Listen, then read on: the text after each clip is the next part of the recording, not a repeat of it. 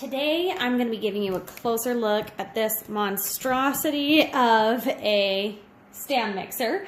As you can see, it's 3 appliances in one. So you can make it look like a regular stand mixer, which I'll show you shortly, where you just have your several different pieces, including your meat, or including your hook, your dough hook, your wire whisk, your regular piece for mixing, and then you also have this rubber scraper piece for mixing, which is pretty nice to really scrape along the bottom there. I like something like this for when I'm doing sometimes like brownie batters and stuff like that. The chocolate will kind of stay down at the bottom and won't quite scrape up very well. So this is a rubbery scraper part that can really get in there and scrape off the bottom. Okay, so you've got your regular stand mixer, you also have a blender here, and a meat grinder. Now I won't go too much into detail with this meat grinder because I really am not using it that much. So you could use this to mince meat, you could use this to do sausages, etc. It's not a tool that I need so much. I was more looking at this mixer for the mixer itself, and you know, the price for the mixer itself was pretty decent, plus you have a blender on here. So if you had like a newlywed couple or something that was wanting simple kitchen appliances, a mixer and a blender in one combo is pretty good, and then you got this meat grinder for if you happen to make sausages. So it's not something that I use very much here. Most of the time this piece is off. Pretty much all the time this piece is off. And then there's just a plug that goes on here. You can also take this blender off, and there is a cap that goes on top, so it can be a regular stand mixer. So things like this fitting like on my counter underneath the cabinets, you know, just will barely slide in there without the mixer on. With the mixer on, you know, it's not really practical that you have this on all the time unless you've just got it sitting in a place where you've got plenty of space for it. So I do disassemble it, take it apart, and just have it sitting out as the regular mixer quite often. But it's really easy to put this blender on and use it and then wash it and put it away. So, okay, so taking a look at this meat grinder, here you've got your area where you put the meat in, your piece that you push through here, and it comes out here on the side, and you also have different pieces that go on there, so you can make the meat go out in different shapes. Okay, so there's several different tools that come along with this. Really a lot of pieces and extensions that come on here. Almost every piece on here, you twist to unlock, twist to lock. So you slide it into place, lock it into place, which I'll show you right here with this piece. So to unlock, you'll twist this way and then simply slide out, okay? And so there's that appliance taken off. And then this piece right here, just slides on here. I always put this one on backwards. Nope, that was right. Give me a second to get this in place. Actually, I lied. I'm not going to take that off just quite yet. I just popped that back on so you can see what it looks like when they're all on here together. Okay, so if all these appliances are here at the same time, they will all consistently run. So you can't do the blender without this mixer being on. However, it's not recommended that you use all 3 of them at once. So it's one thing for this to just be spinning around. It's quite another thing for it to be spinning around and mixing dough. That makes it work a lot harder. So use one thing at a time. They all will turn on. Okay, so here are the different speeds.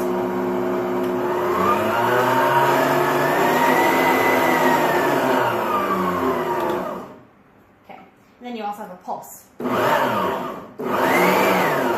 That's down there at the bottom that you can just pulse on right there like that. Okay, so here's what it looks like with the cap piece on when the meat grinder is not in use. So again, you're looking like a little bit more of a sleek regular mixer. One kind of interesting thing about this is that there's suction cups on the bottom. I kind of don't like it. It's not like it super like holds it steady in place, or you have a fear of this falling off counter. I mean, it's pretty weighted and heavy, so the suction cups just kind of make it a little bit more awkward for dragging around. I'm not a big fan of the suction cups on the bottom. I've never had a stand mixer that have had suction cups down there, but just so you know, there are some suction cups on the bottom, and that's kind of a random thing about this one. Okay, so you've got just your standard mixer up here, and I'm going to show you what that looks like when you take it off. So you've got locked into place, and you slide to the right, it unlocks, and then you can just simply lift off. Okay, and then you've got this regular cap that you sit on here, just like so, and then push over to lock into place. So everything is lock, unlock, pretty simple and straightforward. So there you go, you've got your standard mixer right here. So let's go ahead and put this back on because we're gonna use the blender. All right, so I'm gonna make some pina coladas. I'm just adding some ice here to my mixture and water. Okay, and then I'll put the lid on. And this also has a removable cap, and should you need to use a stir stick to pulse through there, this that's used for the meat grinder can also be used in the blender as well. Okay, let me go ahead and put this lid on. Okay, and go ahead and turn it on. See how it does.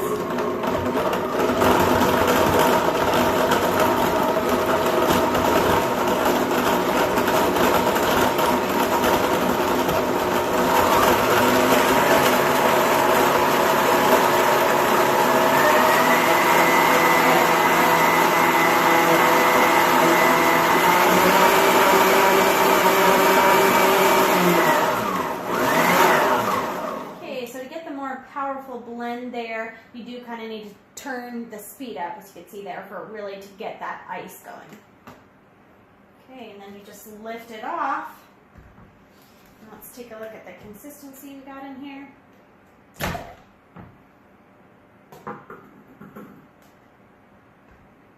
a spoon.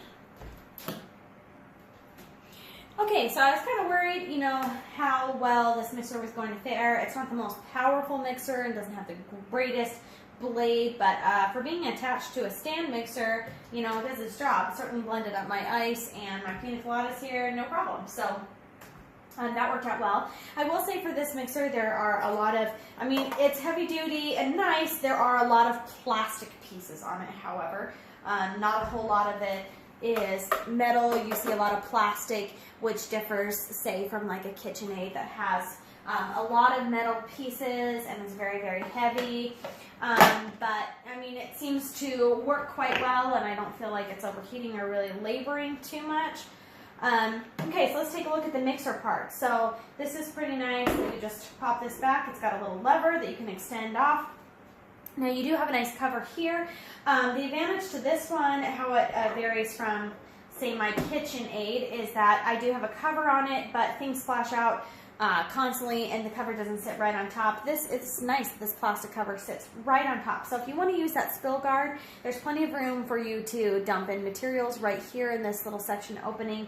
But you can, it keeps things from splashing out. So if you've got wetter materials in there, you've got a really, really wet batter, then that will keep it on there nicely. That's also removable just like anything else. You twist to unlock and then pull down, and then twist to lock into place.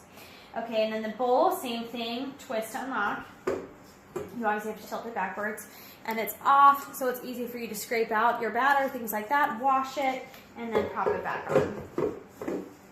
And lock into place. So let's take a look at our pieces here. Now you can see that they just have notches on the side, pretty standard. So you just match up those notches.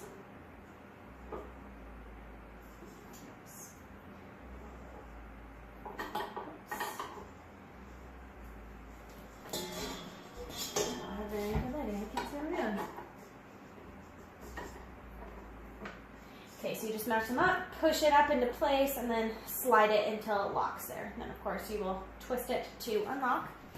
So let's go ahead and turn this down. You can see what it looks like when it's spinning in there.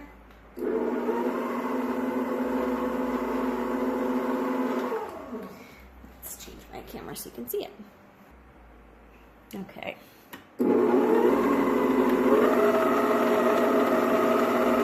So that goes.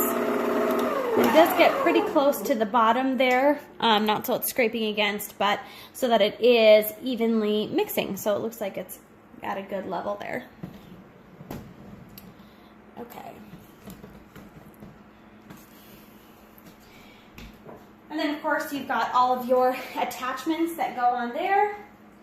Now your dough hook is metal. It's heavy and metal here. So is your regular hook as well. Now this one with the rubber scraper is a plastic material up here with rubber scraper. I think it needs to have a little bit more give in order to go along the edge there, so the metal won't wear through. So that's the only one that's not solid metal on there. And then this is, of course, your wire whisk piece on there as well. So it's easy for you to just plug this in and use as a regular mixer. You can do anything from whipping creams, making frostings, making, you know, cookies, brownies, any kind of batters in here. You can also make bread dough. You've got your bread hook so that you can knead inside of this. And yeah, for making homemade bread, I just put on this regular extension piece and put all my meat and all my ingredients in there, get it all mixed together, and then I will do the kneading portion with this and the dough hook rather than kneading by hand. And comes out pretty well. Yeah, that's been your closer look at this Cheftronic.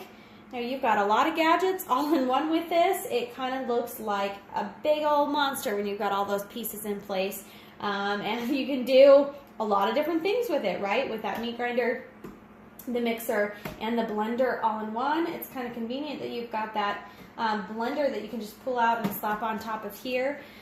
So that's nice. Usually I will use like the 1 cup blenders to do small amounts, but occasionally I'm going to make something big like this where I want to make a couple glassfuls, and it's nice to have a regular blender that you can just pull out and that I can sit on top of this to use. So that's been your closer look at the Cheftronic 3-in-1 mixer. A lot of plastic materials, works well though, and it is, yeah, 3 appliances in one. You can do a lot of different things with this, and it comes with several different pieces and accessories. A whole lot of different things. That varies from, like, say, your KitchenAid. I do have KitchenAid as well. It comes with a wire whisk, a dough hook, and the regular one, but doesn't come with like a rubber scraper piece. There are pieces that you can buy separately. So this one comes with more pieces than a lot of different mixers. But that's been your closer look at this piece of kitchen machinery.